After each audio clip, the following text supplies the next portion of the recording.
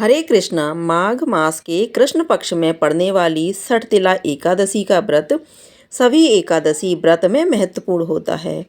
इस एकादशी के व्रत में भगवान विष्णु का पूजन तिल से करने का नियम है। इस दिन पूजन में तिल के 6 उपाय किए जाते हैं, 6 प्रयोग किए जाते हैं। इसी कारण इस व्रत को सठतिला एकादशी कहते हैं। और इस बार साल 2025 में यह व्रत 25 जनवरी शनिवार के दिन रखा जाएगा। इस दिन भगवान विष्णु और माँ लक्ष्मी जी की पूजा की जाती है। माघ का महीना भगवान विष्णु के कृष्ण रूप को समर्पित होता है, इसलिए आज के दिन भी खास तौर पर आपको कृष्ण भगवान की पूजा करनी चाहिए। इस दिन एकादशी व्रत के नियमों का पूरी तरह से पालन करते हुए आपको व्रत रखना चाहिए। व्रत की कथा पढ़ने और सुननी चाहिए। पूजन के अंत में भगवान विष्णु की आरती कर पारण के समय तिलों का दान करना चाहिए। ऐसा करने से ही भगवान की कृपा प्राप्त होती है और सारी मनोकामनाएं भी पूर्ण हो जाती हैं।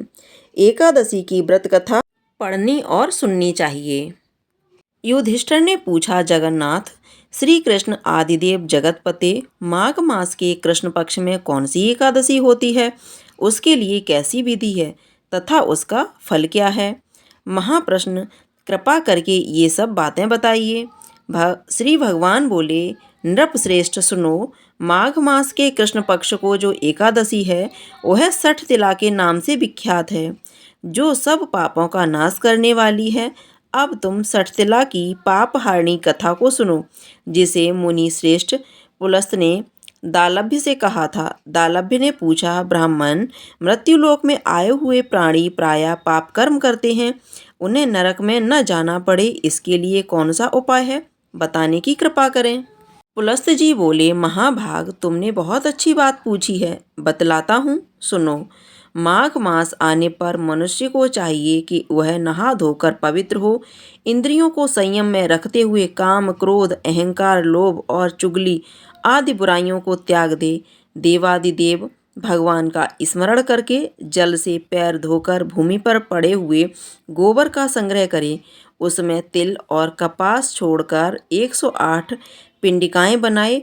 फिर माघ में अब आर्द्रा या मूल नक्षत्र आए तब कृष्ण पक्ष की एकादशी करने के लिए नियम ग्रहण करें। भली भांति स्नान करके पवित्र हों। शुद्ध भाव से देवादिदेव श्री विष्णु की पूजा करें।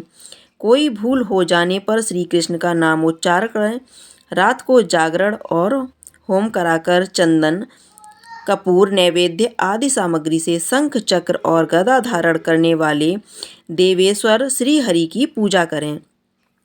तत्पश्चात भगवान का स्मरण करके चक्र और गदा धारण करने वाले देवेश्वर श्री हरि की पूजा करें। तत्पश्चात भगवान का स्मरण करके बारंबार श्री कृष्ण का नाम का उच्चारण करते हुए कुम्हड़े, नारियल अथवा बिजौर के फल से भगवान को विधि पूर्वक पूज कर अर्घ दें। अन्य सब सामग्रियों के अभाव में 100 सुपारियों के द्वारा भी पूजन और अर्घदान किया जा सकता है। अर्घ का मंत्र पढ़ना चाहिए। सच्चिदानंद स्वरूप श्री कृष्ण, आप बड़े दयालु हैं। हम आश्रयहीन जीवों के आप आश्रयदाता हैं। पुरुषोत्तम, हम संसार समुद्र में डूब रहे हैं, आप हम पर प्रसन्न होइए। कमल नयन, आपको नमस्कार है। विश्व भावन, आपको नमस्कार है। सुब्रह्मण्य महापुरुष, सबके पूर्वज, आपको नमस्कार है। जगतपते, आप लक्ष्मी के साथ मेरा दिया हुआ अर्घ स्वीकार करें। तत्पश्चात ब्राह्मण की पूजा करें, उसे जल का बड़ा दान करें, साथ ही छाता, जूता, वस्त्र आदि भी दान करें। दान करते समय ऐसा कहें, इस दान के द्वारा भगवान श्री कृष्ण मुझ पर प्रसन्न हो। अपनी शक्ति के अनुसार श्रेष्ठ ब्राह्मण को काली गौ दान करें। द्विज श्रेष्ठ विद्वान पुरुष को चाहिए कि वह तिल से भरा हुआ पात्र भी दान करे। उन तिलों के बोने पर उनसे जितनी शाखाएं पैदा हो सकती हैं, उतने 1000 वर्ष तक वह स्वर्गलोक में प्रतिष्ठित होता है। तिल से स्नान करें, तिल का उबटन लगाएं, तिल से होम करें, तिल मिलाया हुआ जल पिएं, तिल का दान करें और तिल को भोजन के काम में लें। इस प्रकार 6 कामों में तिल का उपयोग करने से यह एकादशी सठतिला एकादशी कहलाती है, जो सब पापों का नाश करने वाली है। इतना कहकर पुलस्त्य ऋषि कहने लगे कि अब मैं तुमसे इस एकादशी की कथा कहता हूँ। एक समय नारद जी ने भगवान विष्णु से यही प्रश्न किया था और भगवान ने जो 60 तिला एकादशी का माहात्म्य नारद जी से कहा, सो मैं तुमसे कहता हूँ। भगवान ने नारद जी से कहा कि हे नारद, मैं तुमसे सत्य घटना कहता हूँ, ध्यानपूर्वक सुनो। प्राचीन काल में मृत्युलोक में एक ब्राह्मणी रहती थी। वह सदैव व्रत किया करती थी। एक समय वह 1 मास तक व्रत करती रही। इससे उसका शरीर अत्यंत दुर्लभ हो गया। यद्यपि वह अत्यंत बुद्धिमान थी, तथापि उसने कभी देवताओं का या ब्राह्मणों के निमित्त अन्न या धन का दान नहीं किया था। इससे मैंने सोचा कि ब्राह्मणी ने व्रत आदि से अपना शरीर शुद्ध कर लिया है, अब इसे विष्णु लोक तो मिल ही जाएगा, परंतु इसने कभी अन्न का दान नहीं किया। इससे इससे इसकी तृप्ति होना कठिन है।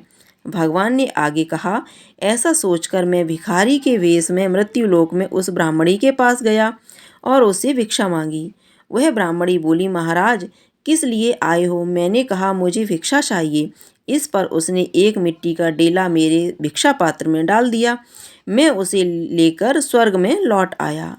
कुछ समय बाद ब्राह्मणी भी शरीर त्याग कर स्वर्ग में आ गई। उस ब्राह्मणी को मिट्टी का दान करने से स्वर्ग में सुंदर महल मिला, परंतु उसने अपने घर को अन्न आदि सब सामग्रियों से शून्य पाया। घबराकर वह मेरे पास आई और कहने लगी कि भगवान, मैंने अनेक व्रत आदि से आपकी पूजा की, परंतु फिर भी मेरा घर अन्न आदि सब वस्तुओं से शून्य है। इसका क्या कारण है? इस पर मैंने कहा, पहले तुम अपने घर जाओ, देव स्त्रियां आएंगी तुम्हें देखने के लिए। पहले उनसे 60 तिला एकादशी का पुण्य और विधि सुन लो, तब द्वार खोलना। मेरे ऐसे वचन सुनकर वह अपने घर गई। जब देव स्त्रियां आईं और द्वार खोलने को कहा, तो ब्राह्मणी बोली, आप मुझे देखने आई हैं, तो 60 तिला एकादशी का माहात्म्य मुझसे कहो। उनमें से एक देव स्त्री कहने लगी कि मैं कहती हूँ। जब ब्राह्मणी ने 60 तिला एकादशी का माहात्म्य सुना, तब द्वार खोल दिया। देवांगनाओं ने उनको देखा कि न तो वह गांधवी और न आसुरी है, वरन पहले जैसी मानुषी। उस ब्राह्मणी ने उनके कथानुसार 60 तिला एकादशी का व्रत किया। इसके प्रभाव से वह सुंदर और रूपवती हो गई तथा उसका घर अन्नादि समस्त सामग्रियों से युक्त हो गया। अतः मनुष्यों को मूर्खता त्याग कर 60 तिला एकादशी का व्रत और लोभ न करके तिल आदि का दान करना चाहिए। इससे दुर्भाग्य, दरिद्रता तथा अनेक प्रकार के कष्ट दूर होकर मोक्ष की प्राप्ति होती है। बोलिए विष्णु भगवान की जय, कृष्ण भगवान की जय। अगर आपको ये कथा पसंद आई हो तो कमेंट बॉक्स में कृष्ण भगवान की जय अवश्य लिखिएगा। साथ ही साथ वीडियो को लाइक कीजिएगा, शेयर कीजिएगा। अगर आपने अभी तक चैनल को सब्सक्राइब नहीं किया तो चैनल को सब्सक्राइब करके बेल आइकन को अवश्य दबा दीजिएगा, ताकि आप इसी तरह की कथाएं समय से सुन सकें। धन्यवाद।